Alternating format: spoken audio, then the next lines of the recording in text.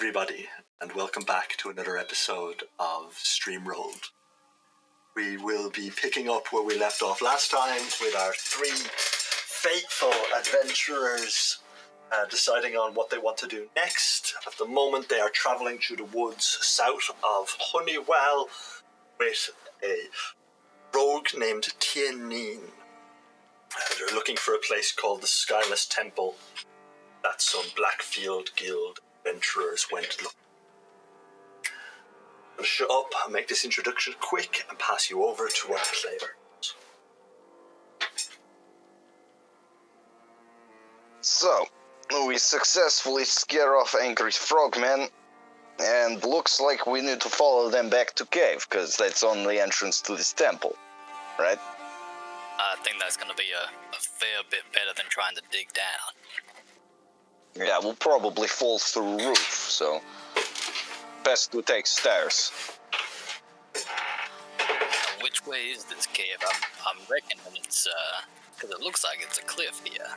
I'm assuming the cave is somewhere at the end of this cliff. Well, they fled east, so... Really? Yeah, I'm gonna make my way. Just kind of seeing how high this is, or how far it drops. It's maybe a 60-foot drop, and as you get to the cave, you can see the last of the Grung emerging from a pool on the other side, rivulets of water running down his waxy skin as they disappear off into the undergrowth, heading south from the pond. I see our amphibious-looking friends, but they're hightailing out of here. Quite a drop, though. It's a good thing we got those pitons if we're reckoning on going down this way. Yes, it will make it easier to find a way in and out of cave if we can leave trail. Also, cliffs, also ponds, bad times. Well, and also it looks like a 60-foot drop. That's quite a fall. Yeah. I'd much rather climb. Yeah, it's probably a good idea. Okay, let me get out hammer. We fix some pitons. Yeah, I'll help you fix. A bit of rope here. I'll assist Yeko with the war hammer that I got from the shop. Okay, so you are climbing down using pitons. I will need athletics check with advantage off everybody, please. Okay.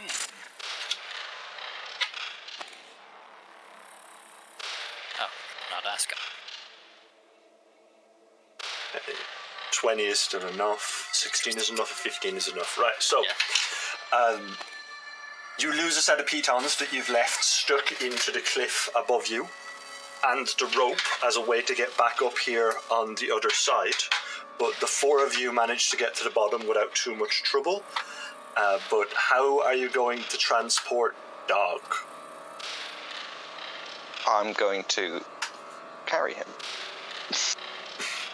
Okay, I will give you that. The dog trusts you enough to allow you to carry him down. You're a big, strong boy with your high dex and low strength.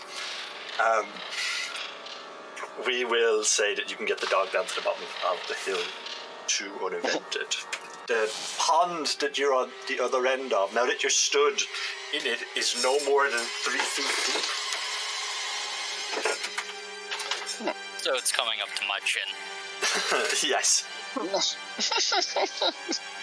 I'm standing there just a head above the surface. Where are you, Fulgur? I cannot see you. I'm right here. You gotta look down. Oh, hey. Would you like me to carry you? Well, if it doesn't get any deeper than this, I can still breathe. So I'll hold on to your hand and make sure you don't get washed away. I'm not a child, you see, but I appreciate the thought. Just child-sized. Got it. Okay, so the area around you turns into fairly thick forest, maybe 20, 25 feet away from where you are. It looks like some animals use this as a regular watering hole, and that they've worn a few rough paths through the thicket itself. You have two options. You can follow the route that the Grung took and head south, or you can continue to head east. Well, Grung have gone to cave, and cave is where we need to go, right? Well, we think that might be where we need to go. But unless we find some other sign that's telling us that the cave is not our intended destination, I assume that is. I mean, there may be cave back in this cliff face somewhere. I mean, temple is now behind us. That is direction we need to go. We also don't know how big this temple is. I would imagine that the Allfather statue that we saw ground level is probably far high above these trees before it sank. Which makes me think that this is a quite large establishment. Is there any visible parts of the cliff face looking back that way that looks... No, having climbed back down it, it's barely sheer, exposed, not rock, but kind of piles of gathered rocks that have ended up on top of each other from what was long ago a landslide and has now been compacted together over years of tree root and accumulation of soil. So there's no geological presentation of a cave mouth in this particular part of the structure. And I guess anything that would kind of show people had done things probably buried under the landslide, like statues or stairways or anything. Having a look around, you can see the odd little bit of unnatural stonework, but it does look like it was moved here rather than it's emerging from the earth itself. I'll pick through the rocks, like find little bits of ornamentation, maybe, but I think that cave's probably our best bet. Perhaps this old entrance to temple. Could be, but there's no way we're gonna get through it now. It's just rocks and rubble. I'm gonna attempt to skip the piece of stone that I'm holding on the pond while we're talking. It hops 1, 2, 3 and then disappears down below the surface with an unnatural kind of sucking noise.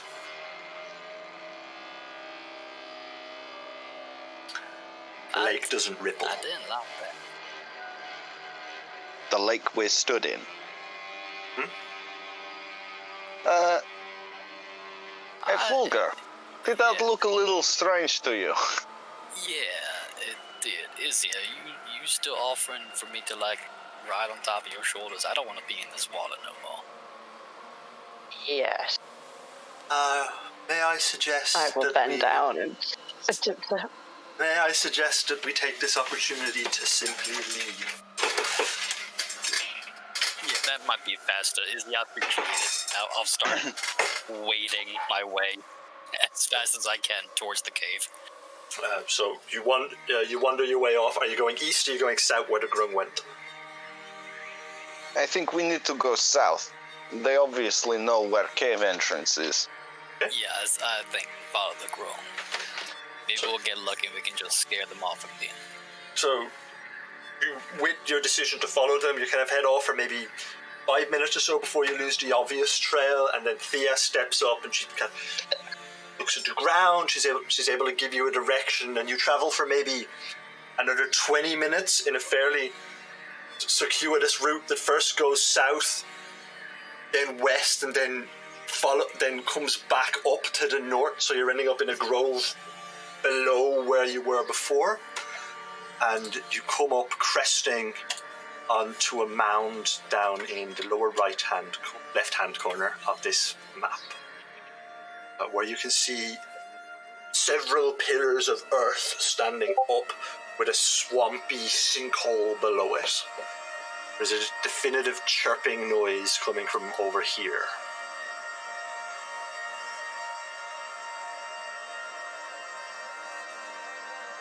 Oh, I didn't move. Yeah. Yeah. Okay. Pretty. I'm seeing monsters. Monkeys and monsters. Gotten this far. Do we go further?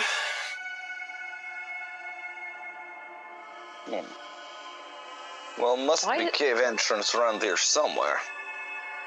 Was there something in that water? I feel like I'm seeing dog twice. One death, alarmingly unhealthy. The spectral essence of the wounded dog disappears, merging back into his single form. Don't worry, dog does that sometimes. Don't question. Fair enough. So which way do we go? Well, from looks of things, this woods is full of giant monsters, but, they probably mostly mind their own business. Maybe we can skirt around. So, just to give you a lay of the land, you are on the highest point. It drops, there's 2 levels. One of them you can see a large ant suckling nectar or sap directly from a tree that is bent over, and it seems to be using its proboscis to pull up the maple syrup out of the tree to get its sugar fix. A large,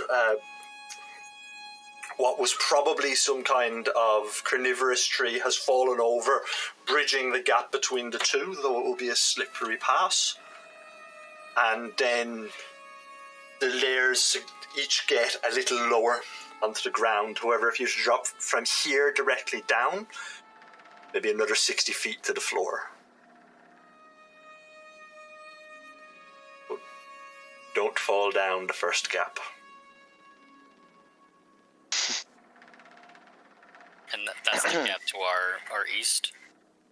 The gap to your east is 15 foot down. The gap to your north is 60. 60 foot. Okay. Got it. Is this bit here still 15 foot? Yes. And can we spot these How- baboons? You can see the baboons. They're sat in the tree, kind of picking pine cones and eating pine nuts, watching you attentively. You kind of got us here. Do you see any more tracks for where these Grung went? They stop here, so my bet would be they've gone ahead and used their ability to What's jump to get the- down the cliff. The difference in height from here to here. Alright, let me write this out for you. Very roughly, because roughly. Bar 60. This is 40. That's Might be on the wrong layer. yeah, I might be on the wrong layer. Oh. Get there in a sec.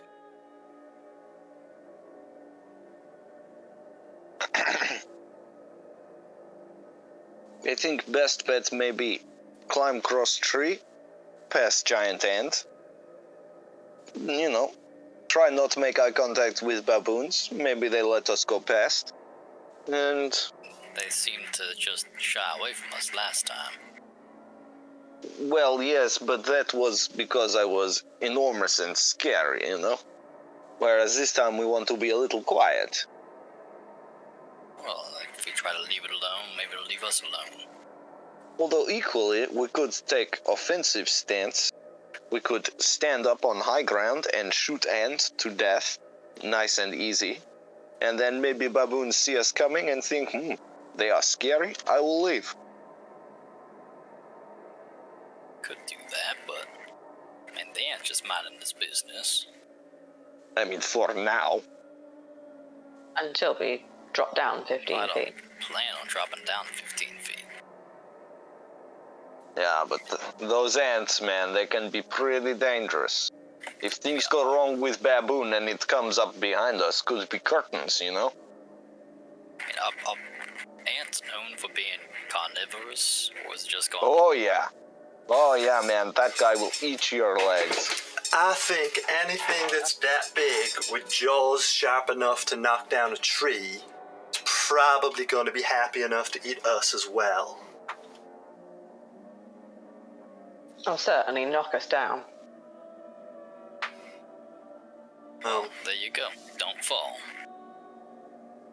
don't fall seems I simple think- enough. I'm taking a closer look at the fallen tree, seeing how slick it is, how stable it is. It's fairly slick, Rotten bit. but it doesn't appear to be overly rotten. It should support your weight, though be a difficult traverse. How I think, is your footing? I mean, I am pretty nimble guy, but at the same time, I think maybe safest course of action, engage ants from up here. We have advantage. I prefer that. It cannot do much to us while we are up here and it is down there. It maybe climb, we maybe stab it, knock it back down. Easy pie. My concern is you never always just see one ant. There's usually a colony of ants. This is good One. point. If we kill one ant, the pheromones or whatever might attract the rest of them. Is fair point. Let me have a look. I'm gonna look down into the valley and see if I can see tracks from any more ants, or if it just looks like this one is isolated. Give me perception check, minimum passive. Wait. So I want a perception check, but the lowest you will get is an 11. 15. Okay. There do appear to be tracks of at least 2 more creatures. So, given the number of feet they have, that might just be one ant that is coming back here repeatedly. Okay. They make the 15-foot climb easily or readily. It's an ant, so it does look like it could climb. And are there any ant tracks up here? No, there are no ant tracks up here. Beyond the Grung footprints that Thea pointed out to you earlier on, there are no tracks up here. So even if they do come running, the other ants, we'd still have the advantage of the higher ground up here. Until they swarm, Hopefully. just climb up the cliff. It's an ant. Yes, But we knock them down. we still outnumber. At most 3 of them. We can kill this one real quick. If we surprise him, we can probably kill him before he can even call reinforcements, if they can do. I'll give you each a javelin and we just punt them down the side. While you're talking, it come finishes on the one tree it was at and moves to a slightly larger. It pushes over with its front legs and starts gnawing on the exposed sap that it's just given itself access to. They're a just destructive force. It You're appears. doing the forest a favour.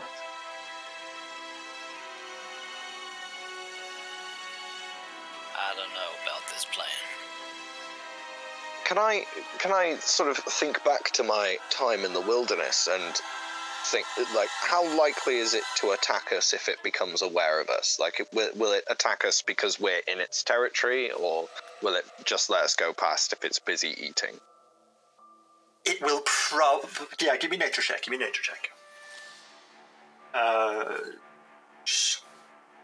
Yeah, this is nature rather than survival. Give me a nature check. Oh, 5. Might leave you alone. So you have heard of an orcish execution method of to tie someone down near an ant's nest and let the ants eat them. Standard. I probably won't mention that to the others. But yeah, maybe let us go if he has an easy meal, but at the same time, is risky. If we make a commotion nearby, he will very certainly come up and try and make us be quiet. Well, let's just hope then that he doesn't think that we're the easy meal. I'm still not convinced. Especially if we got the Grung to fight with still, and we're wasting all of our ammunition on an ant. And, I mean, there is whatever that uncomfortably large, clumpy thing over there is. Can we see him? Oh, just about. I did that spot. You are right. He definitely looks aggressive. And I think we try to scramble over this log, hoping to avoid the ant, scare the baboon away, and get a better look at what that stumpy thing is. I think if we scare baboon away, we will make ant attack. You cannot do one without the other. It depends on which direction that baboon goes. If it goes towards the ant, it might tangle with the ant. If it goes... No, I am saying, to scare baboon, you must make loud, angry noise with big teeth. And ant will hear noise, see us, and think, I will make these humanoid-type creatures be quiet and in my stomach. And he will come and eat us, and we do not want. I think you're giving the ant more credit thinking than you do the goblins. Yeah, well, I have known many goblins and many ants, and ants are very smart. And aggressive. And aggressive. And big. Look at him. He is like horse, with massive teeth and lots of legs. We need the high ground and the advantage of surprise to easily deal with it. And if we're going over that log, we're going to have to deal with it one way or another, surely. I think our best bet is kill ant quickly and use that as emphasis for our negotiation with the baboon.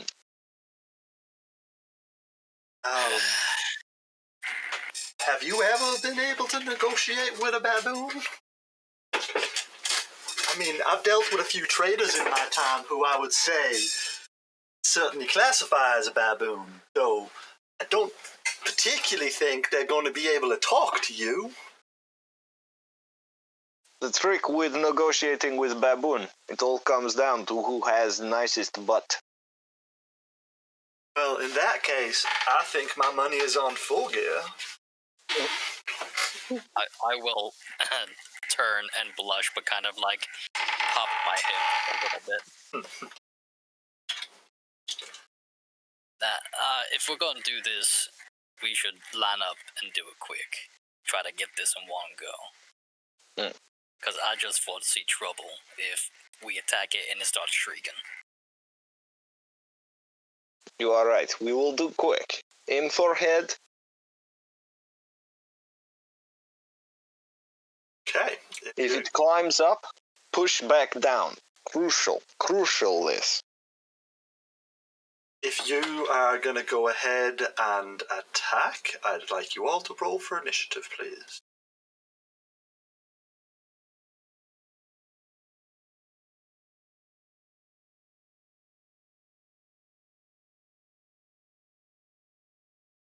Easy wizzy. It always goes first. Well, I am going to launch a javelin at it. Okay, so your javelin whizzes through the air, catching the ant in the chink of its armor between its head and its thorax. Pushes in, but stops very shallowly, clicking off, and there's a small chink and crack appears in the back of the creature's armor, but it doesn't seem to be any real harm. Turns, and you have drawn its attention. Bulgar. Allow me to assist you guys, and I'm going to Sacred Flame the end. DC 12 dexterity. Hey.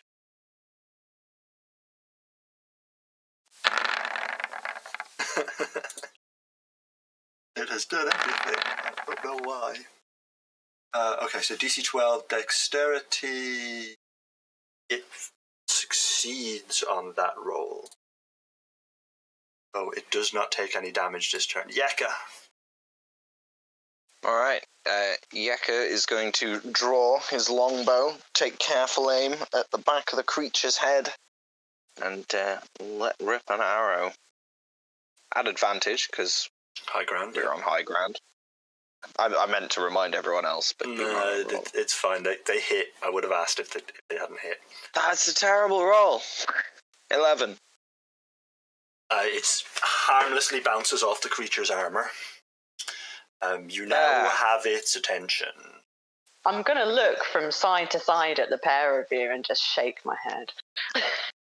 I hit it. I mean, I'm trying to attack it without making too much of a noise. Izzy, that's back to you. I'm going to have to throw another javelin. Is it not really got its attention? No, it's coming to you. You'd had a surprise round. The 13 hits, but again, the non-magical armor is just not piercing that creature's hide hard enough. It's starting to come towards you. Well, I don't really have a great deal I can do, but I'll try. And she shoots her short bow at advantage, because high ground. 22 hits, 8. And then she gets sneak attacks, that's an extra 1d6 on top of that as well. She didn't go in the surprise round. No, she didn't. A 6, 8 and 6. 7. Okay, it's starting to look a little bit vulgar. My Sacred Flame didn't do much, so I'm going to send a guiding bolt instead this time. Alright, so you raise your hand with your holy symbol, this long beam of light blasts off, crashing into the side of the creature, and it glows, emitting a brighter than daylight light, causing your eyes to flinch and turn. It comes to Yeka, who now has advantage on his next attack. Double advantage. You better hit it this time, Yeka. 25. 25 hits, and that is 11, so 5. And as your arrow whizzes through the air, it catches the creature at the base of one of its antennae. It brushes the arrow out of its face before turning and starting to move out of the area. Using all of its movement, it pushes down into the ground. Wait, I'm not quite done. I'm not quite done. Well, because I hit it using a weapon attack, I'm going to invoke the rune I carved into my bow. The target takes an extra 2d6 fire damage and must succeed on a strength saving throw or be restrained for 1 minute. Ooh. Yeah. What's the check for the strength save? Oh, it doesn't matter. I rolled a 6. But know what that is for the next time. Okay, so I will look at it. Restrained. Right, what's the DC to break the restraint? Magic save DC equals 8 plus your proficiency bonus plus your constitution modifier. It's 8, 9, 10 plus 1 is 3. So 13 is the DC. Okay, so that's to break the restraint as well? Yep. and it takes an extra 2d6 damage on... Wait, is it my turn or your turn? Let me just quickly...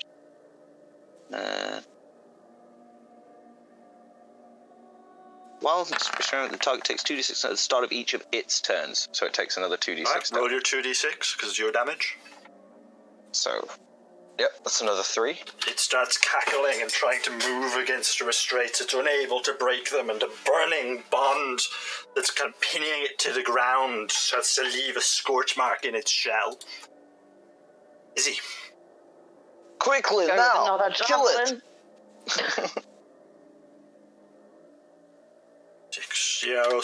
The javelin whizzes through the air, sticking deep into the creature's flesh, finally breaking a hole in its armor. These should all be at advantage, Izzy, because you have the high ground. Doing anything with dog? He's gonna advance up and Bark. growl menacingly. Yeah. Okay, so Thea steps up from behind you. She shoots down on the creature. She should have advantage to roll twice. 23 hits for not that impressive, but we'll take the first one. 15, 7. Okay, Fulgar, as the arrow whizzes into the side of the now restrained and trashing ant, it comes to you to move. Yep, I'm gonna take out my light crossbow and aim for that hole. 17 to hit and 6. It's 3. It now seems to be trashing violently. It appears the creature is near death. Yeka. Alright, Yeka's gonna take another shot with his longbow. Right, you shoot the arrow, looses from the end of your bow. It's a good hit. It's not quite enough to find a fatal injury, though. It's very nearly. The creature is still 2d6. Roll your damage. No, that's enough. 10. The burn comes through, and a smell of burning shrimp fills the air as the creature starts to pop and crackle. That Nice. reminds me, it's almost lunchtime. May I go down and retrieve my javelins? How do you want to get down? I was going to say climb down, if given it's 15 foot, how scalable is it? I will It give looks you a quite hand. craggy, but... Easy, you take my hand, I will lie down and lower you down cliff. And then I will jump and you will catch me. Perfect. Give me athletics check advantage. Okay.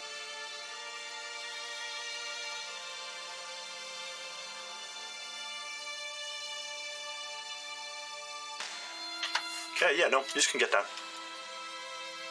Can you grab my my arrows too? Excellent. Yep. I will extract everything. Are there any on the ground? Yeka, how many arrows did you fire? 3. Roll a d3 for me then, please. 1. Get 1 back, the other 2 were broken into combat. That's fair.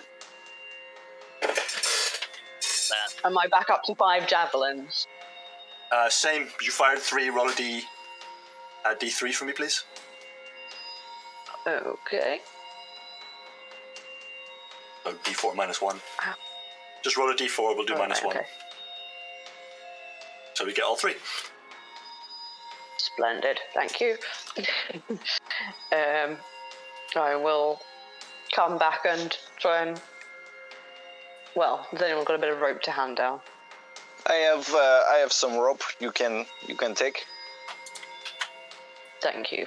I don't want to bother with that. I'm going to try to cross the log Okay.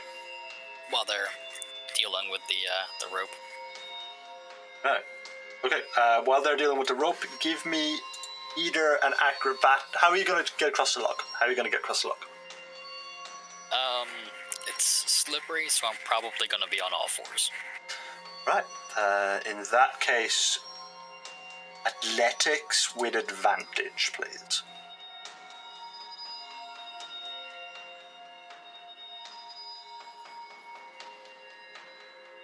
19. Yeah, so you're gonna... I'm assuming you brace as wide as you can around a log and sort of shimmy yourself over. But you do get to the other side. While you're doing that, Izzy, you get back up to the top of the cliff with the aid of the rope. And 2 more of the large ant creatures come up. They seem to be trying to drag the carcass of their companion back to wherever it was that they came from. Does it look like they've seen us? It doesn't look like they see in the conventional sense of seeing. Right. But they're So not. They're not paying you Yeah. too much attention. Right. Yeah, maybe we back off. Let them disappear, and then we can move past once they go back underground. I think that is probably a wise enough idea. I'm not going to shout across the chasm, Okay. but I will spend some time looking at the monkey and just trying to gauge its attitude. Curious and intelligent, though not aggressive. I'm gonna wave at it. It is watching you. I'm just trying to present myself as friendly. Give me insight check, please. Insight check.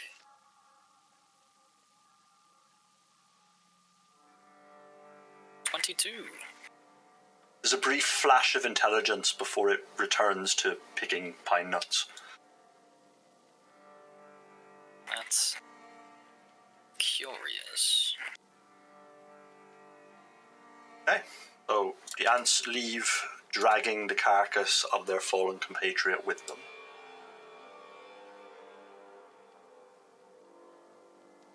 Okay. Looks like way is clear. Well, shall we cross down? Absolutely. You want to go first, or shall I? I'll go first. She hops up onto the top of the log and rather unelegantly gets from one side to the other. Actually, you guys can't see her runs. Change that.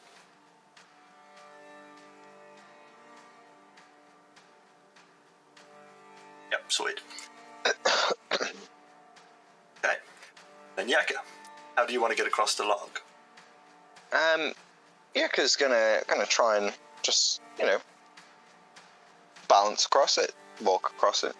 Okay, acrobatics. Yeah, he's not super good at it. 13. You get over.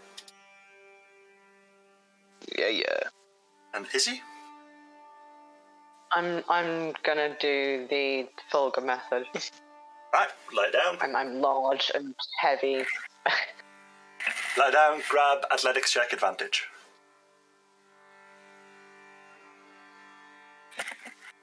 Yucca, you forgot dog again.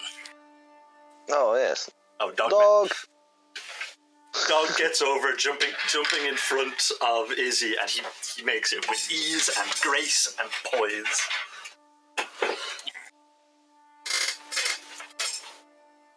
Okay, yep, no, 14 gets Izzy over, and you've now all made it to this side. Sorry. Okay, you're now presented with, you are on a 45-foot high position. There is a gap, then another pile of rocks that is 35 feet high. Then another gap and a larger mound that is 20 feet high. The earth between your feet here is squishy and porous, and there is a heavy smell of palm oil in the air.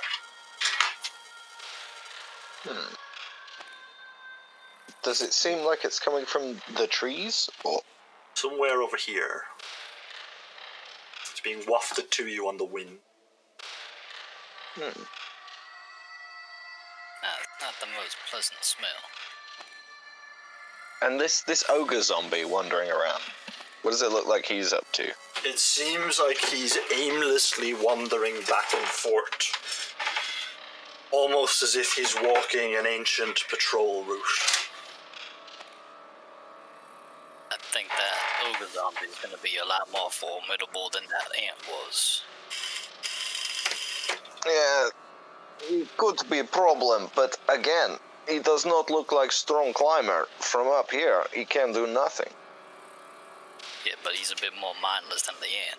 And I think that, given the opportunity, he's just going to gouge his way up here, and we'll just be in world of hurt. I mean, he will try, but looking at him, I do not believe he can climb up here. I think you might be wrong about that. You know, he's got arms and legs and is 15 feet tall, so doesn't look like it would be too much effort for him to get up here. But maybe we repeat what we did last time and shoot down? I mean, it works well. It's a good method.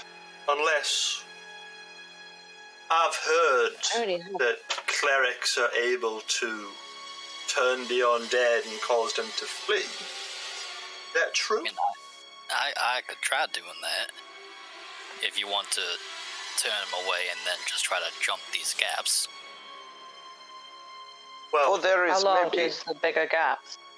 there is maybe other option. If we get his attention and he tries to climb up, and then you make him run away, he will run straight off cliff and go squish. Well, relying on quite a bit. boat gaps are 10 feet. Boat gaps drop to the lowest level. So it's a long way down. I mean, this tree that we've just climbed across, does it look like, with all of our effort, we could sort of drag it across onto the one we're on and then push it so that it forms a bridge across? How? Just all of us grabbing hold of it and No. pulling on it? No. No. Back in Honeywell, we were talking about the owl bear, and somebody at some point, I can't recall who, it might have been Gwen, mentioned that there were furbolgs, at least at one point, and druids, I think, that we didn't want to invoke their wrath. Yeah. I'm making a point here. Look at that monkey, and tell me there's not something curious about that, the way that monkey looks at us. Can I examine the monkey and see if there's anything curious about the way it looks at us? Yeah, everybody give me insight.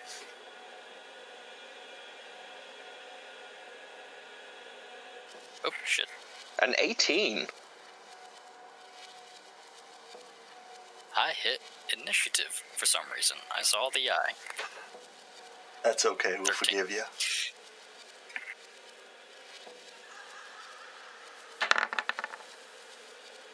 Five.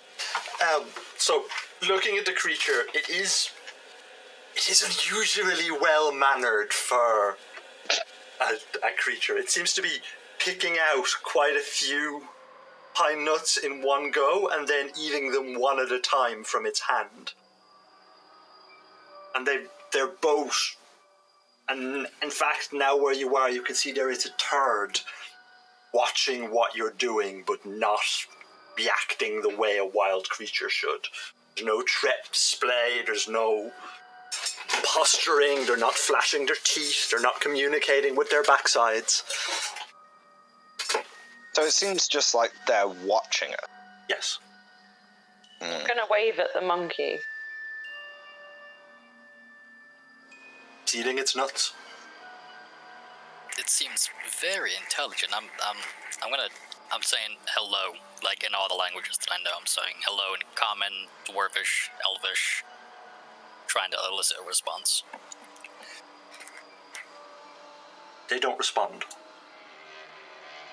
I'll say hello in Celestial, just to join in. Oh, which I also know, so I understood that.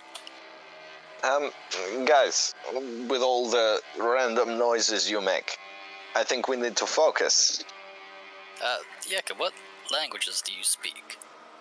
The good ones. Common and Orcish. You don't know any giant? Oh yeah, a little bit. But it's not had much practice speaking. I know a lot of runes, but I not speak too many giants, you know? Can you say, hello, my name is Yeka? He sort of pauses, thinks about it, and then says it out loud in giant, which I imagine sounds something like...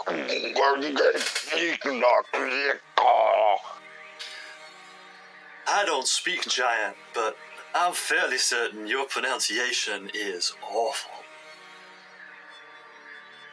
I think you mean pronunciation. Sorry. I mean, that sounded more like you were choking on stew, but I don't speak giant, so it could have been perfectly fine. Yes, well, I learned it from writing, not from talking. That's fair enough. And the runes work, you saw. Look at the end. Well, I'm gonna look at where the ant was. I can't. I don't see it anymore. Yes, but you can see burned patch. Where chains of pure fire. Io will walk to the edge and she'll point down, and the vague outline of an ant will appear where she's pointing to. See, you did a good job. No, I'm proud of all of us. It's very commendable behavior attacking the ant. But what do we do now? What do we do about this ogre? What do we do about these cliffs? But look at the ogre. He seems preoccupied with his little circle. Yes, but it looks like patrol, you know? I think if he sees us, he will be programmed to attack, you know?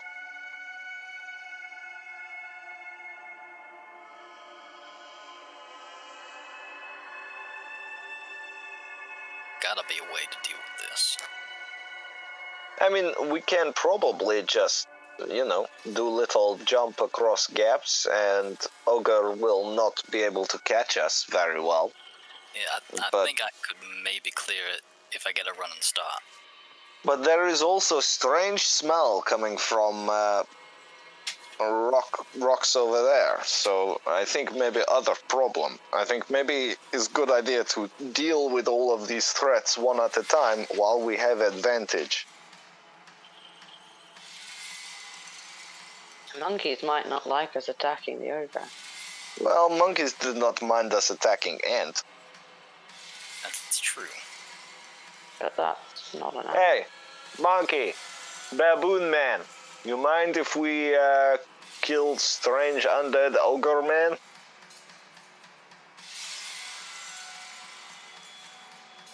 Looks at you just for a split second. You think he raised an eyebrow? Then he continues eating his pine nuts. He seems cool with it, man. I don't know. There's something about these monkeys. Oh yeah, there seems to be something about these monkeys. I think maybe is, druid magic somewhere doing something weird, but they do not seem to attack us, and they do not seem to mind us being here, so I think maybe we just leave them alone, go about their business, and... But if that ogre's patrolling something, he's patrolling for somebody. Well, yeah, I'm thinking on the same page as Izzy. Well, yeah, I mean, maybe he's patrolling for ancient temple. Maybe he's been walking around in circle for 1,000 years. I mean, are zombies known for doing that? Are you asking me, or are you asking Chris? I'm asking. What I understand is that ritual that will create a zombie will let you tell it whatever you want it to do. That they don't all inherently just want to eat brains. They only eat brains if you tell them to eat brains. which, unfortunately, most necromancers have a habit of doing. I have strong suspicion this big guy will attack us if he sees us, and if we may try and make jump, he will definitely see us. I mean, I could try to turn it, and then we make the jump. But you must get close to make work, no? And if it does not work, then you will be close to angry big zombie and, smoosh. I need to Maybe you lure it over with an arrow, Yeka.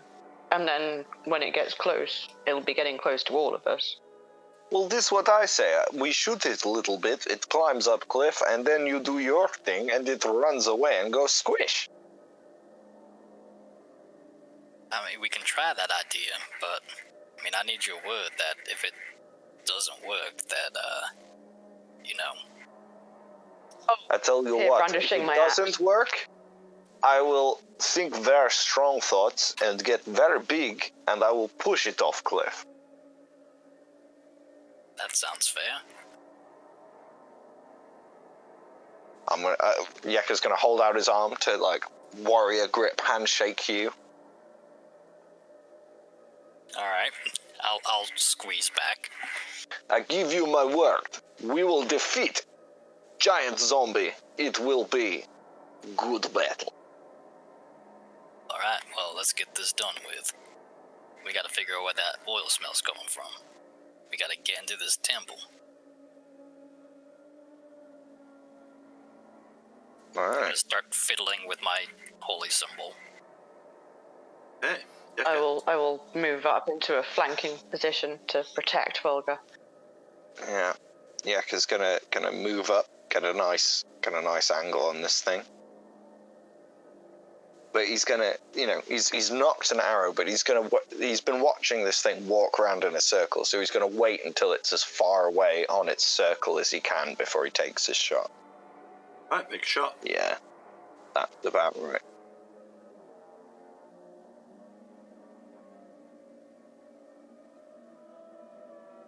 The arrow whizzes through the air from the end of Yeka's bow, piercing deep into the flesh of the creature with a wet-sounding thwack as it sinks almost up to the fletching. The creature... Yeka's gonna call out, "Come get some, Stinky!" The creature, riled up by the rage, turns its head lolling, its tongue hanging out of the bottom of a jawless face to have its attention. Izzy. I am going to move up to the edge and hold an action in case Volga's turning it fails, and if it comes into range, I'm going to hit it with the axe.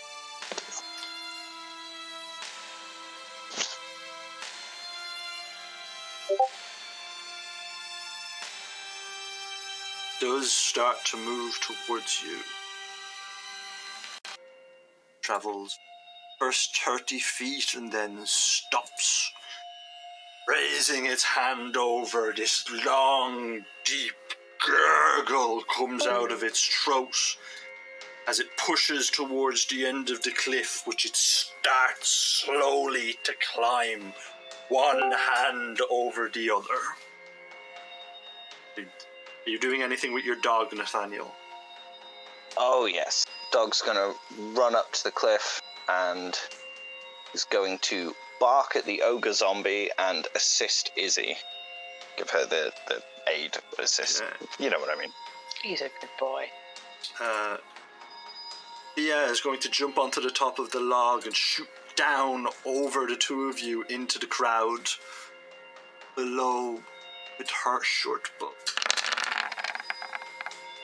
The arrow is good. It finds an empty eye socket, dealing a small amount of damage as it rattles around in the creature's hollowed skull. A Fulgar. Now, I'm lifting up my holy symbol. Do you want me to wait until it's fully up on this cliff before I turn it, or do you want me to try doing it now? No, wait until you can see the whites of its eyes. You might want to back up then, and I'm gonna toll the dead instead. Okay. This sharp crystal bell rings out across the valley. It's a wisdom save, right? Yes. Yeah, wisdom. 12. The bell does nothing to the creature who continues to climb. Yakima. How far up the cliff is it now? Well, it's 15 feet tall, so it's probably going to get there and very quickly. That's fair.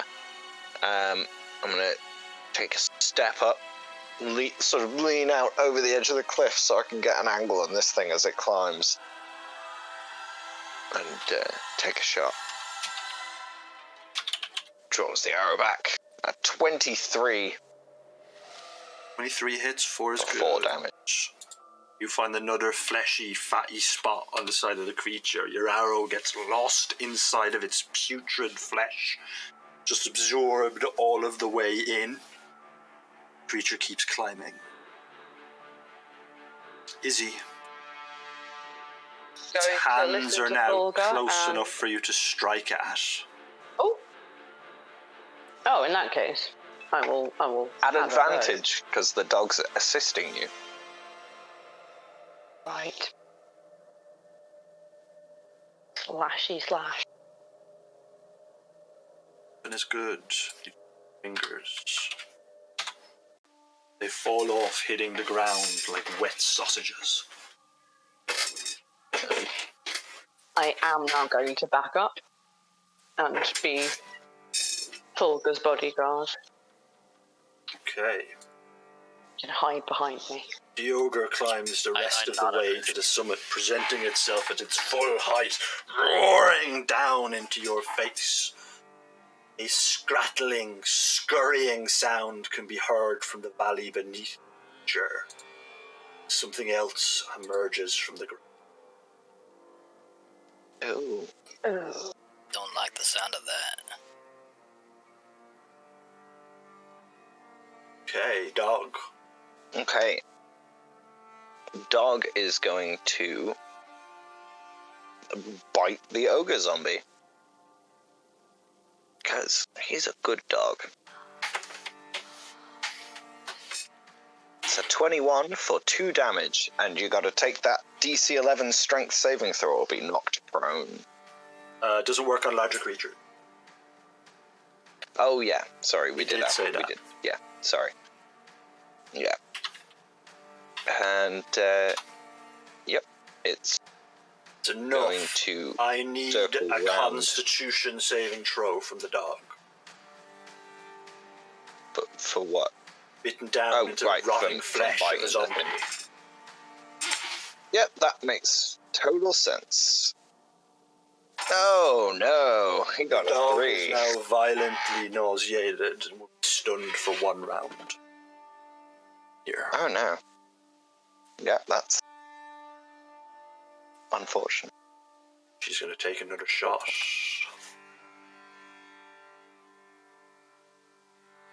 Short bow.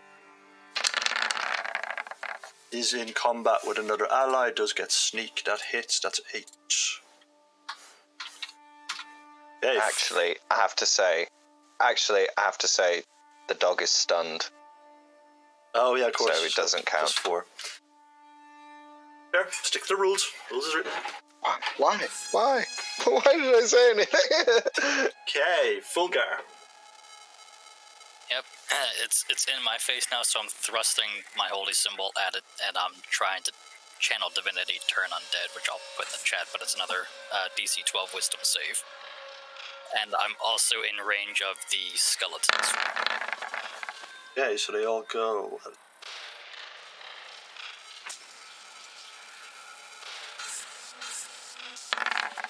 Two. Right, so they both run.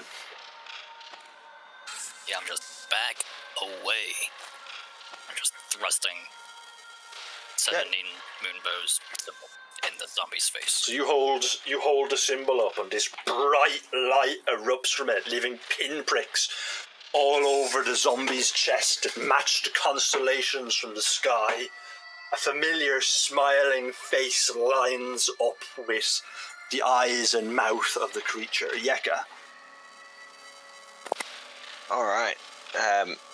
Yeka, sensing that, so sorry, just to clarify, the turn undead worked on the ogre or not? Yes, it did. It did work. Yeah. Okay, sensing that, he's just gonna... Oh, wait, no, it doesn't work. He's gonna shoot it, so he's not gonna. He's going to take a running jump across... Well, take a standing jump across this gap. Okay, standing jump, I need an acrobatics check.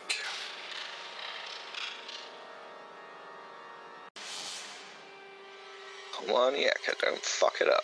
That's a 9. 9 is too low as you fall down the gap between the two. Your foot just made the other side, but you overcompensate for the balance, falling back in the gap between. I will give you a dexterity save to save yourself on the way down. Okay.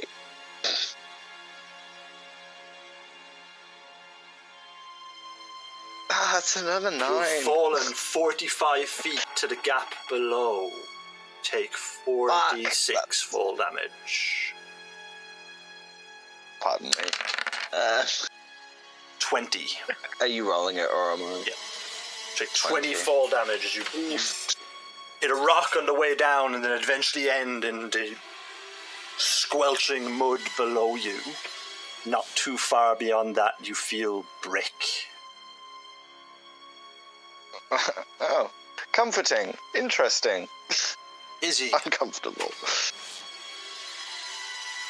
I think I'm gonna take another slash at the zombie. Okay, as a paladin, you would know if you attack it, it breaks the turn undead. Yeah. Right, in that case? Stop her, like, put my hand on her wrist. Like, Izzy, it'll back away, and we need to see to Yeka. I don't see him standing on top of that cliff. I used Don't my rope worry, I for the meant to climbing do down. that. Do you have any rope? How are we going to get him up? I do. Okay, while you stand talking about this, the zombie flees, moves its 30 feet and then 60 more. The ogre zombie then turns, leaving. It pushes itself off the cliff, taking the same plunge that Yeka did. As it falls and hits the ground, you hear the sound of shin bones breaking. Splinters erupt from the left leg of the creature. Dog. Alright. Dog's going to run to the edge where Yeka just fell off and bark in a distressed sounding way. It's mildly heartbreaking. Thea is going to... She does not have rope. Right, no, she's going to go this way and start to climb down the cliff. Fulgar. Boy. 15 feet. How far can I go? Running jump is your strength score, essentially. So what's your strength score? Yeah, my strength is... Bear with me. It's 15 plus 2. Or it's 15, but my modifier is 2. I mean. And you are... Strength score 15. Yeah, your running jump is 15 feet. From stationary, your jump would only be 7 feet. Well, I figured, like, I was going to run. I was seeing how much movement I have, and I think I just would barely get enough You'd to get there. You'd get make there. the jump. Yeah, no, you get there. It's within your ability to do. You make it.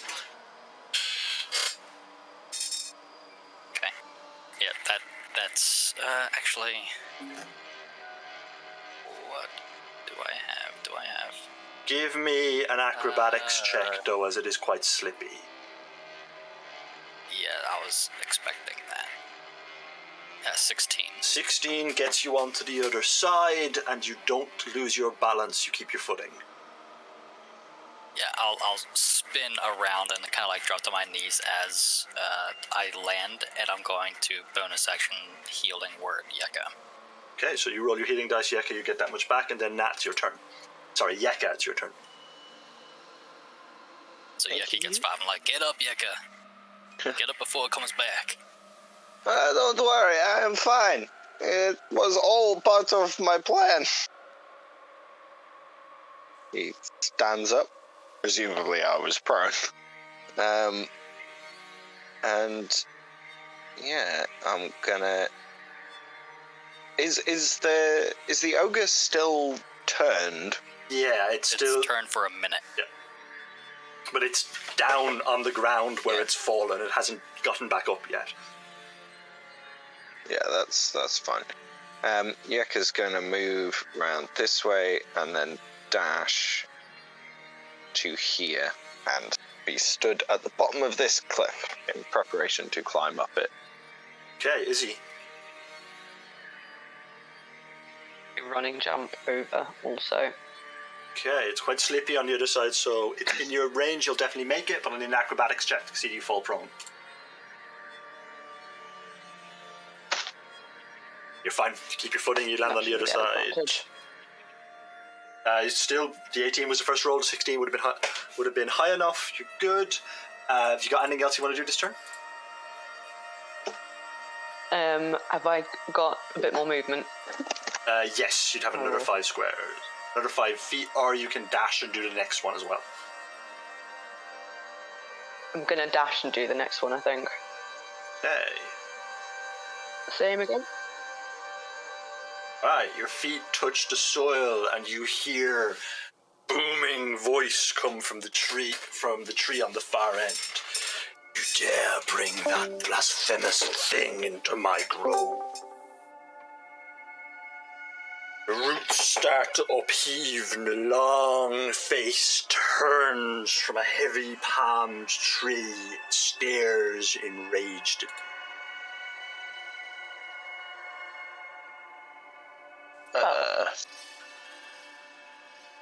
Sorry? Swarm moves forward.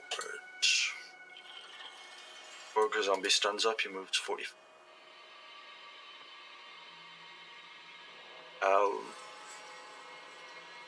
The tree is threatening you directly.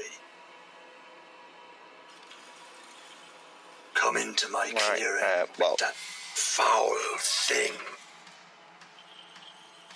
You will What foul thing? compost. Oh. Possibly the act. You got anything for the dog? Dog's gonna follow Izzy across the gap. He's gonna back up and take a running jump. Running jump, running jump. Yep. Okay. It's gonna end up next to Izzy with no actions left. Do you want me to roll for him? Or? Yes, I need 1 athletics check not to land prone on the first bit. Although actually it doesn't matter because a dog has twice as much movement, or has an extra movement, so it would be able to get there anyway. But you're good. Okay, Thea, she is going to climb down to you and point out, Yeka, Yes. we're not alone down here, but I do think we have managed to find ourselves the cave entrance. Oh. Oh, yeah. Oh, I did not see them. Fulgar. I don't know if I can hear them, so I'm running and leaping over to Izzy. Okay, yep, no, that's fine. It's not slippy on this side. The tree on the far end of this clearing is uprooting itself out of the ground. Izzy, that looks like a problem. Yeah, it does. Yeka, you want to climb up, or you want to go deal with the Grung? Can we hear the conversation with the tree from up above yes, it is filling the area with sound. Right. Basal Yeka's gonna glance at Tia and be like, what do you reckon? We go up and fight angry tree, or we stay down here and fight angry frogs? One problem at a time, and maybe we stick together. I don't know about you, but I'm going up. Alright. Yeka's gonna climb. Okay, give me athletics check, but Can I climb 20 feet? Give me an athletics check, but if you get it, I'll give you the distance. Cool. 13. I'll give you the distance. He has a dash to get to here. Yeah. Alright, I'm gonna get up to here, see this angry looking tree stomping across the clearing towards us, and do I still have an action? Or was that my action? No, that was my action. dash. I don't have a climb speed. Yeah, sorry. The Grung are going to disappear into the cave. Did we see where the entrance was? It's here. I'll mark it. Izzy, about yourself. Having climbed up, Yeka's gonna point out to the others. Yeah, we found the cave entrance. It's down there. See, angry frog people disappear inside. I am going to go to face the tree. Gonna bonus action Shield of Faith on myself. Okay, that's concentration. And then I'm going to brandish the axe, which has auto-max damage on all plant monsters, and hold an attack for when the tree, if it comes into range, which I think it probably will. As you step into the mulch beneath you, it starts to shamble and move. Sod uproots itself, lunging forward towards you. What are you going to have your dog do, Nathaniel? Dog's gonna run forward and bite this closest bit of angry ground. Why is everything so angry? It's an 18 for 5 damage. The 18 hits. I don't know if it's large or medium or what, but, DC 11, strength saving throw. The 18 hits, the 5 damage is good. He comes away with a mouthful of sod beneath him. The earth keeps moving, but the creature is knocked backwards. Prone. Ah. Thea will spend her movement getting up onto the top. She do it right, do the check.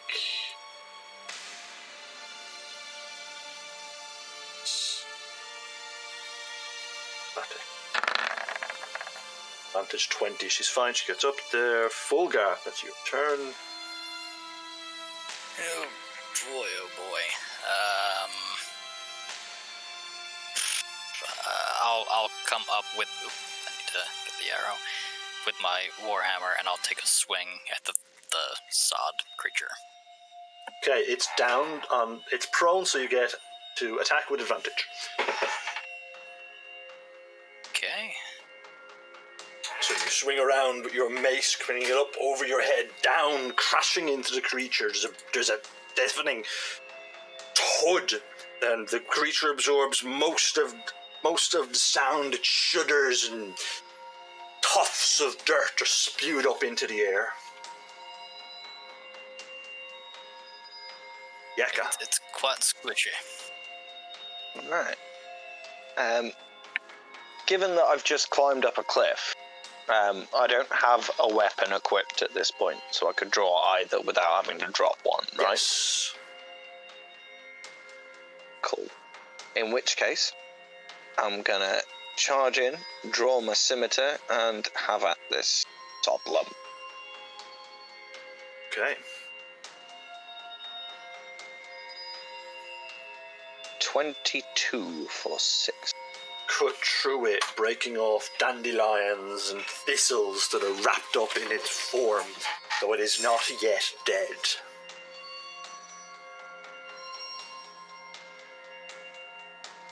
From its position, wrap out, winding around the base of your leg, Yeka. Though not enough to... Disadvantage. Though not enough From the to dog. cause you any... Okay, so you're using the dog's reaction, which is an effect that he has from Tasha's sidekick rules, that as a reaction once per turn, you can impose disadvantage on a creature that is within 5 feet. Yeah. Apologies for the background noise. I'm moving my chair. We did ascertain this in a previous round. I'm not just making it up. Yes. Just if there's a thing, tell me why, not just disadvantage. I was getting to it. Yeah. But you explained it so artfully. Anyway, continue. Regardless. The sod tries to wrap around you with tendrils from its roots, but it's not able to get through your nimble feet. Izzy. Well, I'm gonna give this one a swing. Right, roll your attack. Is this a plant monster or not? You find when your axe comes into it, a cold tingle runs down the tip of your fingers. The creature bays back from the blade that seems to draw a certain amount of energy from it, inflicting a grievous wound. It's 1d8 max plus 4 max damage. So 12. If so. Hey. Down for the dog. Alright, dog's gonna take another bite of ground. The angry ground. Not enough. Should be at advantage, so I roll twice. That is enough. Should be at advantage, so 21. Then I don't have to make a save this time. It's already prone. Okay, and then Ia is going to step up, drawing her short sword as she moves forward, taking the opportunity for a sneak attack. That was a short bow, but it's the same. 15 hits, and she puts her blade down straight through the heart of the creature. Stops moving. A Fulgar.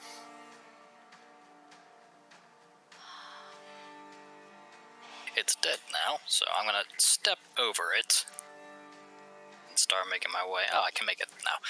To that, the one that Izzy's harassing, and seeing how poorly trying to smash with the hammer did, as I walk up to him, I'm gonna kind of flick my wrist and twist it to the pointy end and stab it with the pick side of the warhammer. Okay, so you swing down with the pick overhead, coming in.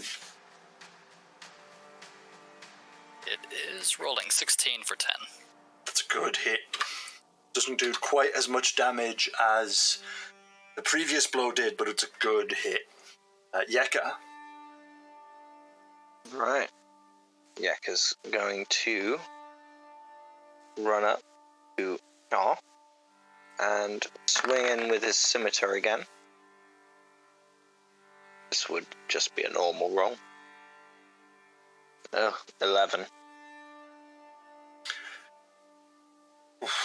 11 plus 11 is not enough. No, there's no. Yeah, no you get through, but you're stopped by a thick root that your scimitar just doesn't cut through. So it is dead. Izzy. Has this one had a go? I don't think it's in the turn order. Oh no, I was running the boat out of Yeah, the same. Okay, so we'll do it now. Roll it in afterwards. Right, so. Oh, that's good. Yeah. So it's going to try to bite out at you. Izzy, you're the one holding the axe, but it snaps at cold air and hits nothing. That would then make it your turn. Let's have another go with the axe. I will shout back at the tree as I swing at this. Well, after I swing at it, that it didn't have to be this way. We were just passing through. It was always to be this way. You bear the weapon of death. And the dog. I wanted to use it on bipedal whilst enemies. it's saying this, the dog comes sprinting round the back of it and jumps up and grabs a particularly choice-looking dog stick from one of the tree's branches. Okay. A 21 for 5. 21 hits. So the 5 damage is barely enough to remove some bark. Grr. Olga.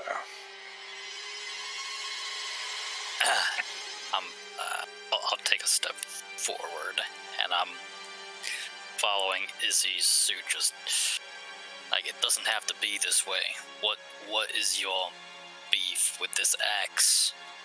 We just want to pass through.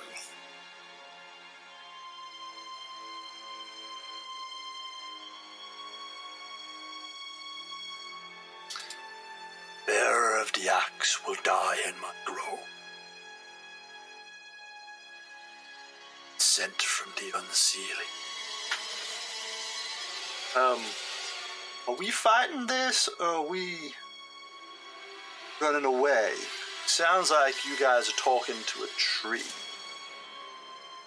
Then he is going to cast Entangle. Period you are in.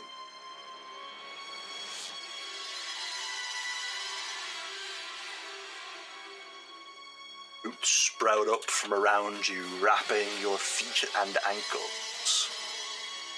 I need a strength saving throw. It grasps you and attempts to restrain you in this.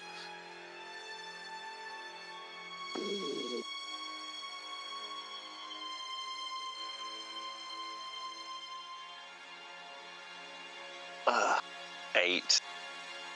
DC 13. Yeka is held entangled.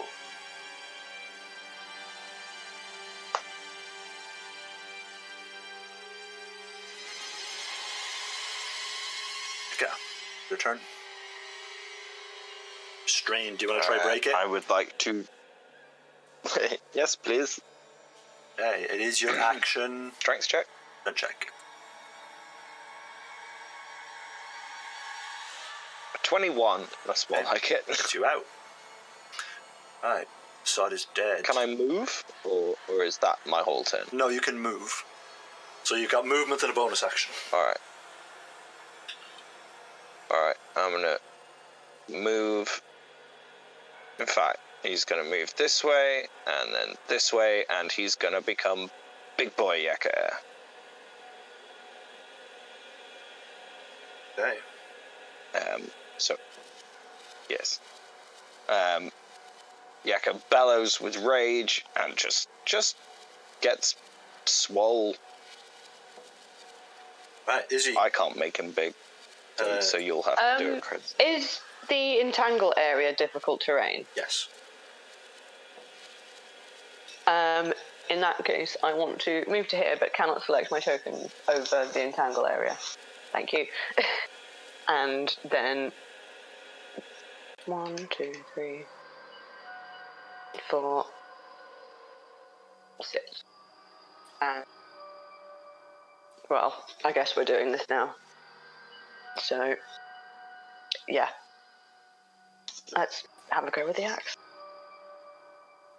12 doesn't break the skin of his armor. Take more than your enchanted blades to get through my hide, lass. Back to the dog. Alright, I mean, dog's gonna take another bite of the tree.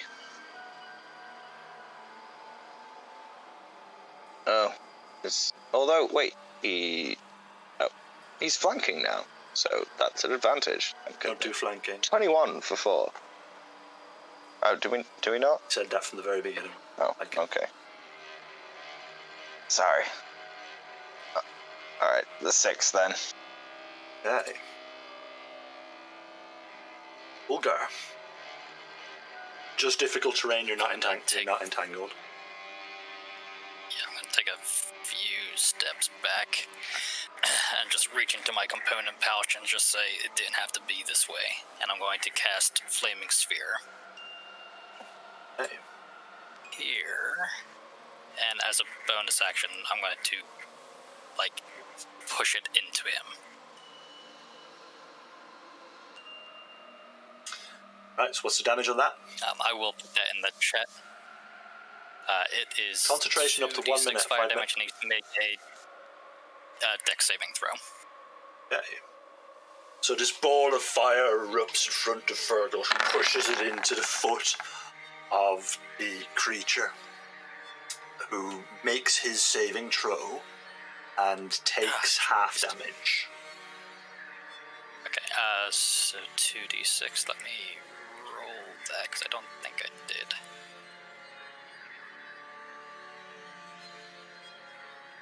So it's 8, so it'd be 4 if it's half. Yeah, 4.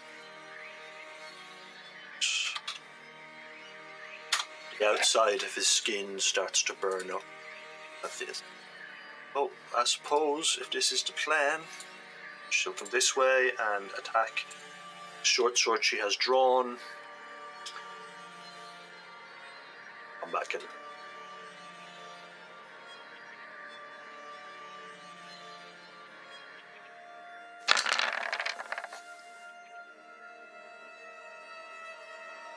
Just 7.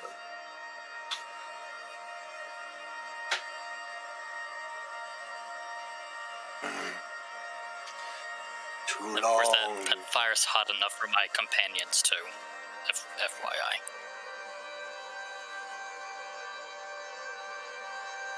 It's gonna swing down its hand overhead to block the blow at Izzy. Its first blow isn't great. Its second one, a pod on the end of its tendril explodes around you. You take 8 bludgeoning damage, and creatures within 5 feet also take 2d4 piercing damage. I need dex save off Yeka, please. Oh no.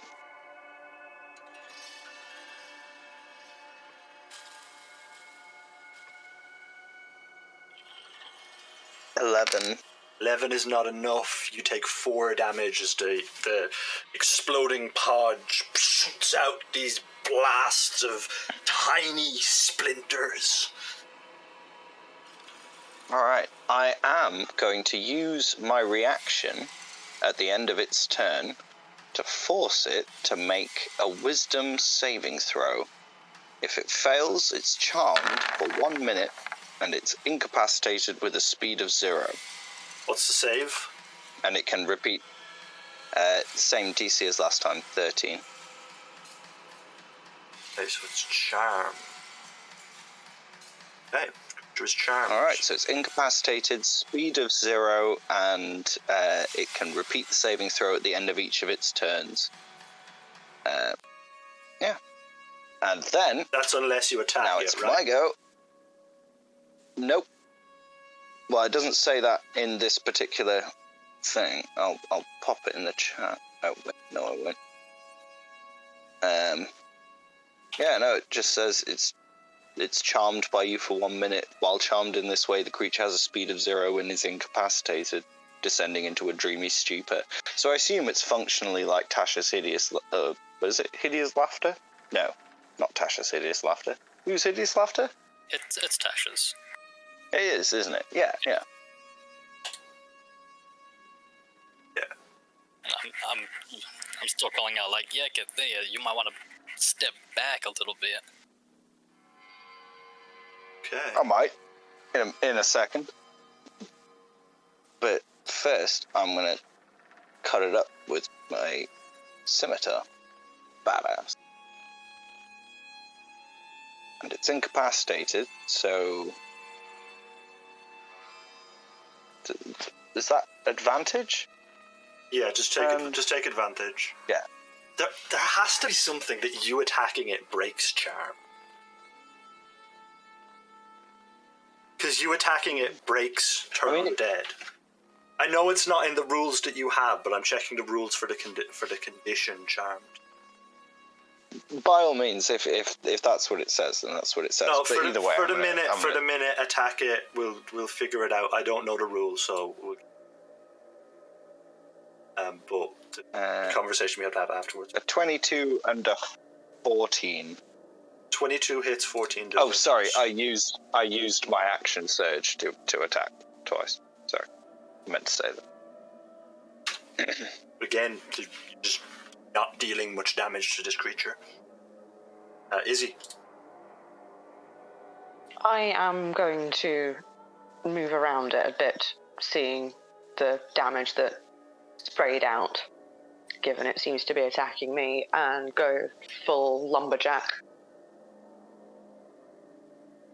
15 hits. That's max damage, so it's 12.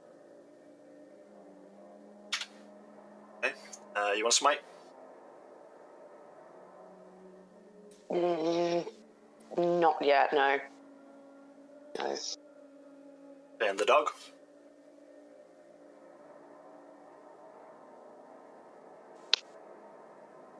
Get him out of the blast range. The dog's gonna have a bite, 23 for 4, and then it's gonna back up. And it'll take an opportunity attack if one is forthcoming. He's not going to use his reaction. That. Okay, Fulgar. We don't seem to be doing much damage to this thing. I think we just go in the cave. I'm going to take a step back, but I'll send an arrow at it as I am backing up. Your flaming spear, that's 22. concentration, right? Yeah. Oh, and I'm just in it, so I make the save every turn? The end, whoever's within 5 feet at the end of their turn has to make the save, yeah. Yep. So, that's Thea and Yeka. Never mind. Thea should have made the save last turn. She will attack.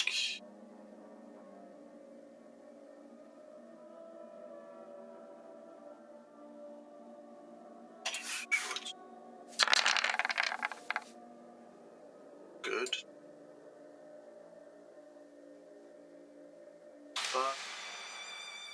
Swear.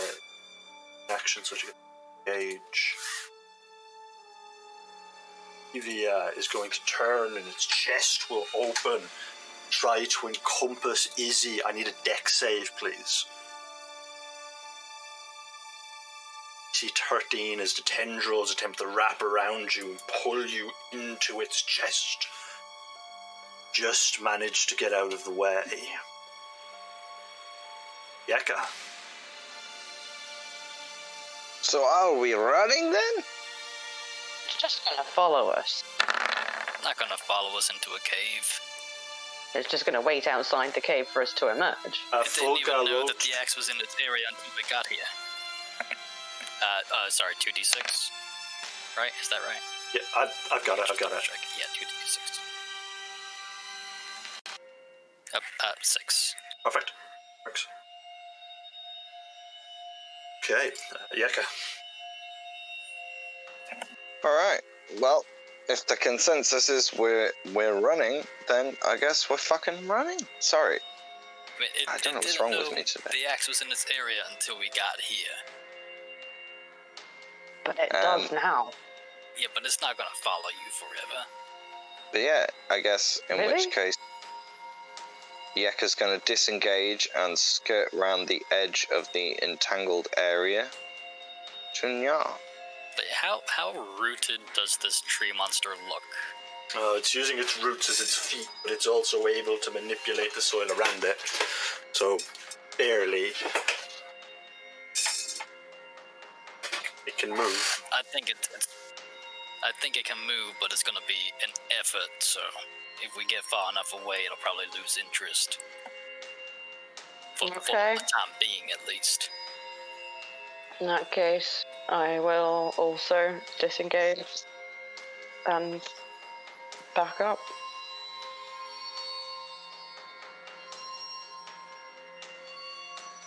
Okay. Dog. Dog is going to follow suit, I guess.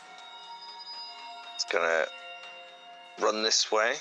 Actually, no, I guess Dog can't climb, so Dog would run along tree branch. Makes it down without any effort. Bulgar. I'm going to the cliff edge. Yeka, you're tall. Do you think you could step down and just, help the rest of us down from here? I can give it a try. I'm just going to wait for Yeka to help lift me down. Yeah, no, I'm gonna do the same thing. The creature glides across the soil to try and gulf Izzy once more. I need a deck save, please. Tries to pull you into its very core. It does succeed this time, bringing you in, wrapping, closing shut, sealing its bark up and obscuring you from view. You are restrained and blinded. Yeka. Oh, damn. Alright, so, well, seeing that, previous plans are off. Yeka's going to fucking... Sorry, God, what is wrong with me today? Yeka's going to charge at the angry tree man and attempt to rip open its chest and pull Izzy out. Right. Attack. Are you grappling or are you attacking? I mean, is it possible for me to... So, functionally, Izzy is swallowed and needs to make an escape check, right? Yes. So, I guess, rather than attack, Yeka is attempting to assist her escape attempt. So I'm grabbing its chest and trying to wrench it open with my bare hands. No. No? Alright. You can't help Fine, someone you can't see. And you can't see her. Same way that you can't help someone get out of when a purple worm swallows you. Fair. Yeah. Well, I guess I'll just attack it then. Not a good roll. Hard but enough. Yeah. Right. Izzy, I need a wisdom save, please.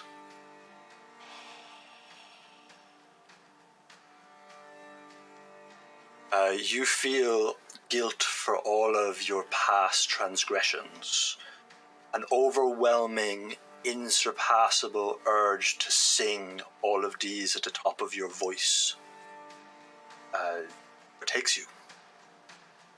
Can we hear that muffled coming from the tree? Muffled, I imagine you can.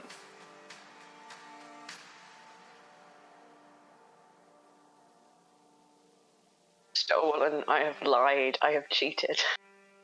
You can still make attacks. You're forced to sing while doing it.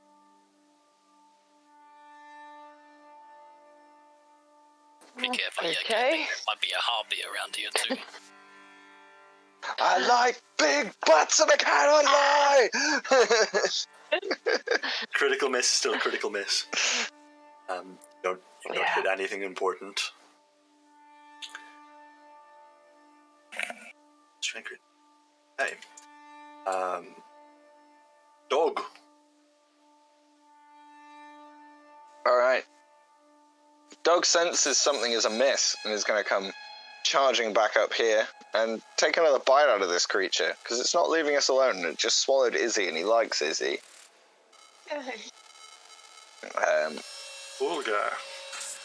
Even though I'm a sinner. It's a stonking miss, though. It's not great. Yep. Fulgar. Bonus action. I'm bringing the flame back. I'm trying to put it here. How do you? There we go. Move it between spots, so that's not so close.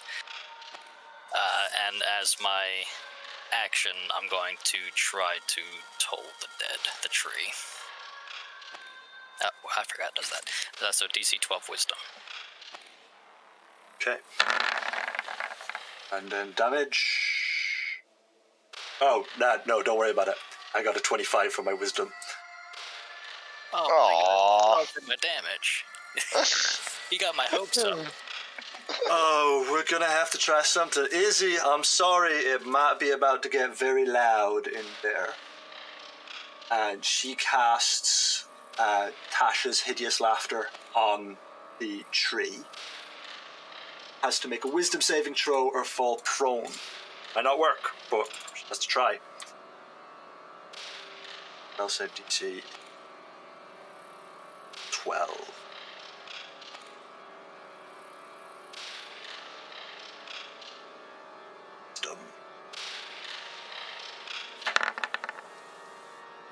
No, he passes the wisdom save. Okay. Yeka. You have his attention. He's going to take one step forward to step out of the flaming sphere. And he's going to make 2 slam attacks against Yeka. So, your giant... He's making at least one of them at disadvantage because of the dog. Okay. Trying to so the ignore first 2 his rolls are for that. The next one is second slam.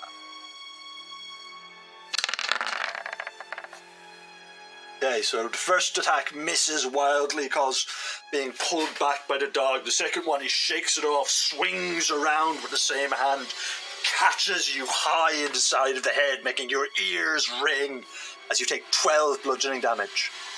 Oh dear. That is enough to really, really mess Yeka up. But he's a tough cookie. He's going to swing around and lash up with his scimitar. Oh god. Does an 11 hit? No. You've seen now, you need a 15. Weak sauce. The tree's still within 5 foot of the flame. Oh, it is still within 5 foot. It's just not in it. That's fine. So I will make save, dexterity save, roll the damage for me. Yep, it's 11. Yeah, I failed that. I take the 11, minus 22. Okay, he's starting to look worse for wear. My problem is not with you. Leave the harbinger of the scythe and you can leave. I mean, we found that thing in a gooded tree. We just found it. We weren't going to be using it on other trees. Used it here. Izzy, wisdom save, please. Threatened us. I humiliate. You have to keep singing, which means you can't take your action to break the restraint, but you can attack. No. 11 is too low. Just can't break through the inner heartwood of the tree. Dog is going to attack again, I suppose. Oh yeah. It's a crit for 7 whole damage. Aye. Ulgar. Yeah, I'm trying to toll the dead again. DC 12 Wisdom. So the bell goes off and it turns and you kind of have that moment of realization that attacking this creature's mind won't be the way to get through its heart. Well, that's why I'm trying to burn it as well. And Thea's going to step forward, hopefully stop it moving away from your fire, because it seems to be the only thing that's working, and attack with her short sword. Does hit, and she gets sneak because of Yeka, so that does 3 damage against it, taking a small chunk of bark off. The Livia is going to turn, slam down at disadvantage because of the dog against Yeka. Yep. Please miss. First one is 13, that misses. The second attack is not at disadvantage. That is a 14, that misses as well.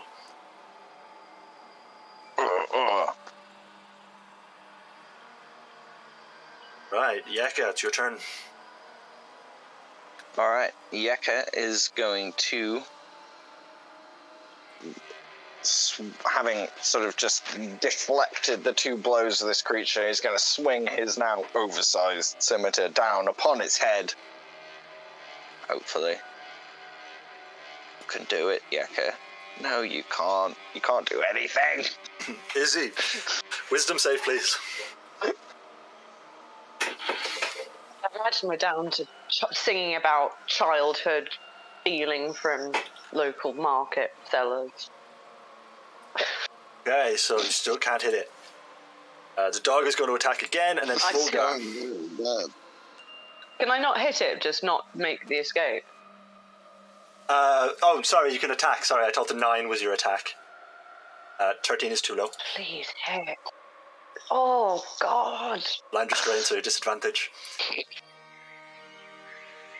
I can't any of this. Fulgar.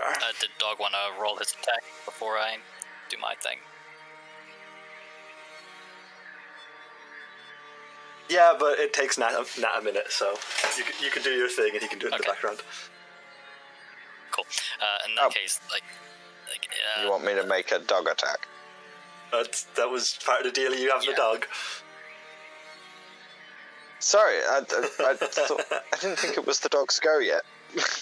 Caught me by surprise. 11. No, it's a miss. Wisdom's not working, so I'm going to take my holy symbol and I'm just gripping it, but slashing in front of me like I'm throwing a frisbee and I'm throwing a sacred flame at the tree. This is a DC Dex of 12 or 3 radiant. Fails to save. And it does take the radiant damage. I have to say, the next 3 entries in the turn order seem to be out of order. Yeah, I know. But it's we've been going with it this long. It's fine. Yeah. Yeah, she will attack again for her sneak. It's not much, but it's something. Oh, crit! 4, 5, 9, and 3. That awe-inspiring crit damage. She's a level 2 rogue. What do you want from her? Okay, so he is here. Yeah, no, Yeka, you are getting it. I'm assuming the dog is going to bite onto his arm again to impose disadvantage on the first attack. Yes, please. Let's see. 2, 3. First attack misses, second attack hits. That's 10 damage. You are a half-orc, so you are 1 health. No, that already triggered. I'm down now. Okay, so you are down. And it is going to move. Rock the opportunity attack. Oh, dog already used his reaction. Damn. Yeah, she gets her opt attack. Which wouldn't be advantage now, because it's not in combat with anybody. Yeah, because I'm not going to say she's getting advantage. No, because it was in combat with dog, so no, it would still get. Oh sneak yeah, damage. of course. So it does get sneak. It does hit. It does get sneak. That's 5. Yeah, Yeka. Let's save, please. Yay! That's a 1. Yay. Oh. Easy. Wisdom save, please.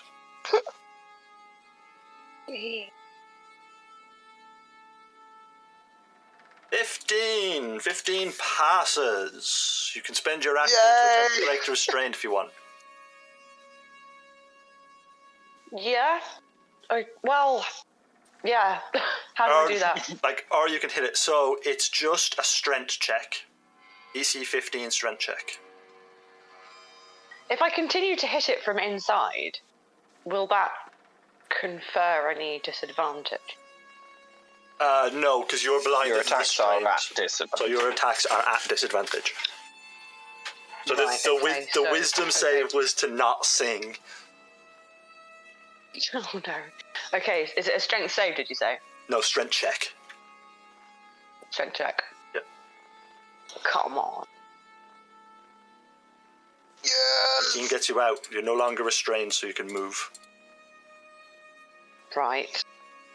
I am gonna come out this way, Yeah. and it's on.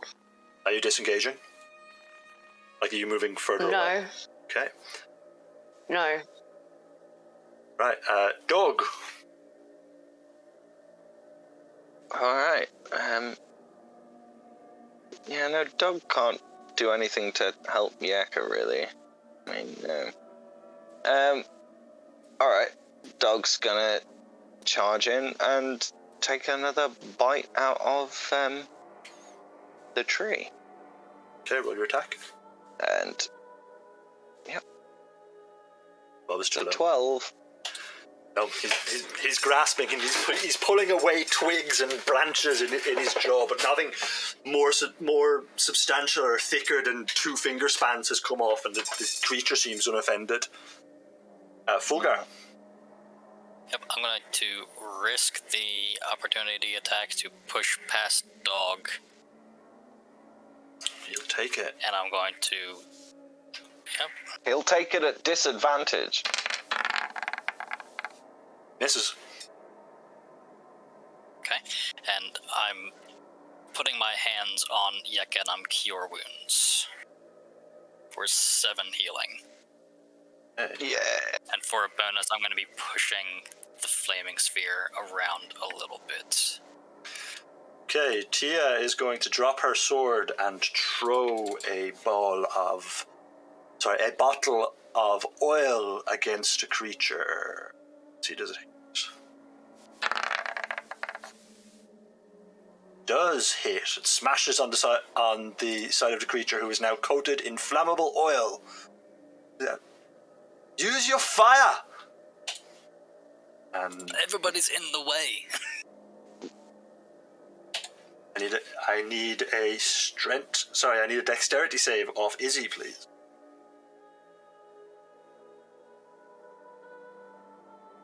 You'll sing for me again, child. Yes. She pulls you in, Think I will. steps this way, attacks the prone yak. At disadvantage because of... I'm prone. Yay. No. He's already used his reaction. Okay, then first attack misses, his second attack hits you, dealing 13 points of damage. Yeah, I'm down again. Yeka, death save, please. Yay. At least I'm back to neutral death saves. It's a 10. That's a pass, right? Yeah. Izzy, you are inside the creature. Wisdom saves, first thing.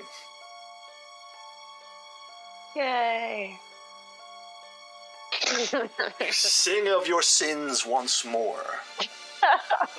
You're now certain your companions can hear you. 9 is too low. Dog's turn, he gets to make his attack. And then Fulgar is up. Oh yeah, he does. It's too low. Rolls are so garbage. Fulgar. Yep, I'm bonus action slamming the flaming sphere back over here into the tree. And I'm just like going full on Pulp Fiction with the amphetamine pen, whatever, just like cure wounds on Yeka again. I do hit him 3 times, and I cure wounds on the third for 8. Yeah, you got it. It's 8. Puts you on 8 more. Yeah. This way and draw her short bow for the next round. He is gonna. He's fucking stuck. Okay, It's not just me now. Yeah, Yeka, you gotta go down, or he can't get out of there, so down. He's gonna use his bursting slam attack. Again, first attack disadvantage because of dog. So the first attack misses, the second attack hits. That's 9 bludgeoning damage, and I need a dex save on Fulgar, please. A dex save? Dex save as the needles explode and bounce out all over the place.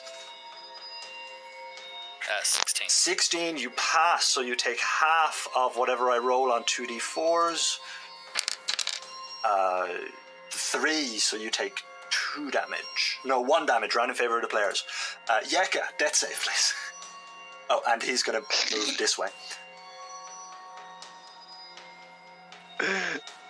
I'm assuming he treads on my face. Yes. It's a pass. Okay, Izzy. Wisdom save, please, or you keep singing. I'm actually quite wise. Okay, you stop singing. You can try break it open if you want. Yes. Okay, strength save, please. Yes. 21 gets you out. What I'm are you gonna free. Can I sort of straddle Yeka's body a bit here? do? Yeah, that's fine. Also, I think Yeka And- would shrink now. No, Okay, and- no, he doesn't. It's explicitly said it lasts a minute regardless of how many times fair I'm enough. knocked unconscious. Of a minute, how long is my sphere up for? Because it's probably coming down to the wire. Oh, we're on round 18 now, so it's probably gone.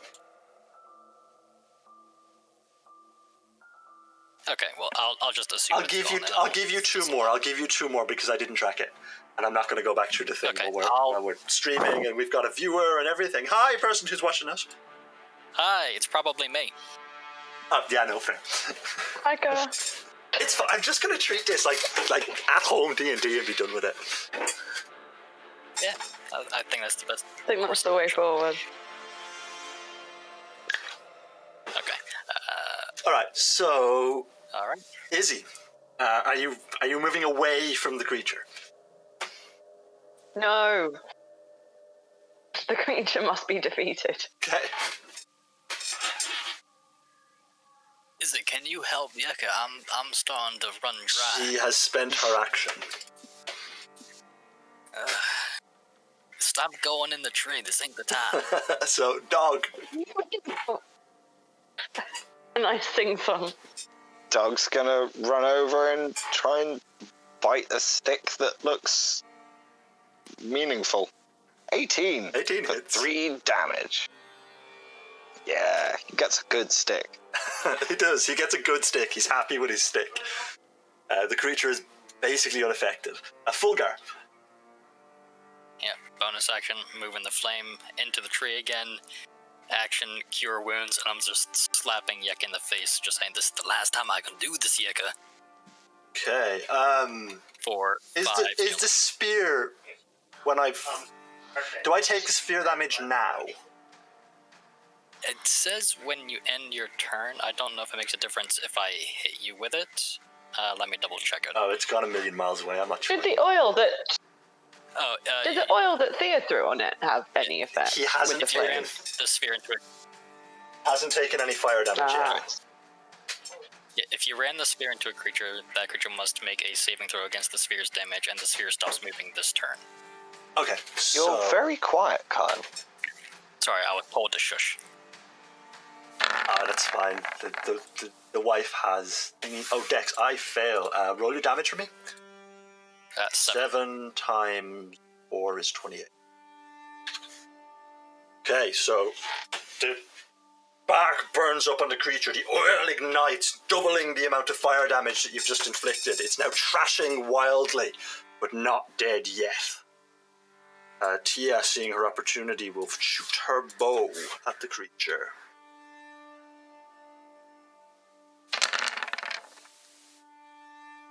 That hits. It doesn't get sneak because it's ranged, but so much.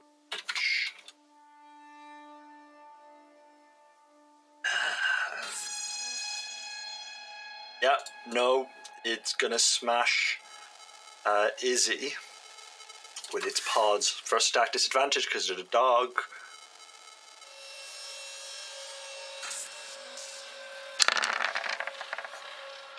That hits.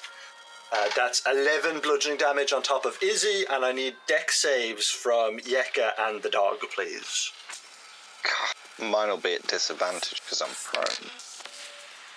Or is that not a thing? That's not a thing. Oh, cool. 14? 14 is too... Yeah, 14 is too low. You take 7... Oh. Oh, sorry, you take 5 damage, and so does the dog. God, that's just enough. Second attack with the other thing back in on top of Izzy again is not enough.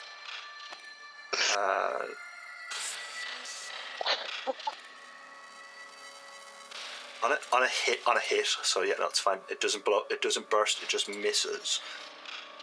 Yaka, death save, please. Oh, and I end my turn And it there. should. Yep. So I gotta make it. I gotta make a dexterity save. Oh shit, this was... I almost got to make an attack. 6. Yeah, no, that's it. So the husk of the tree burns out, and this green spirit fills the air, wisping off deeper into the forest. You're left in I'll silence. turn off the sphere. I just like snap my fingers and extinguish the flame. I just Yeka, get the hell up, and I'll healing word him.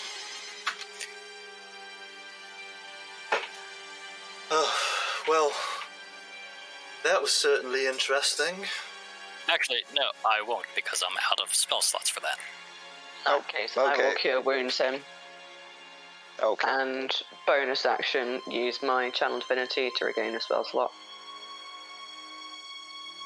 That was certainly interesting. I don't think we fully killed that thing. I imagine at this point Iaka shrinks while laid on the ground. So I would like to just turn to Folger and I told you so, that the tree would follow us. I shrug. Next time you tell us not to instantly kill something, I'm not listening. What if it's a child? If we're already attacking it or it's trying to kill us, it dies. What if it's like... I am having no part of attacking a child. Even a murderous zombie child? Don't kill kids.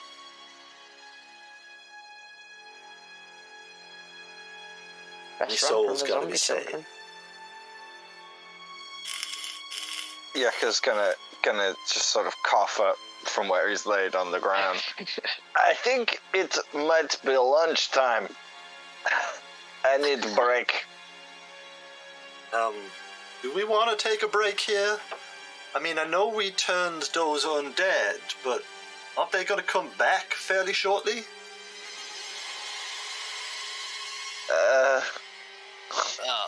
They're probably already moseying on back. Can I see this baboon in this tree? Yep. Well, maybe we climb to next rocky island and hide there. I'm looking at that baboon and I'm shouting at it. It's like, why didn't you warn us about the tree monster, monkey? He stares at you.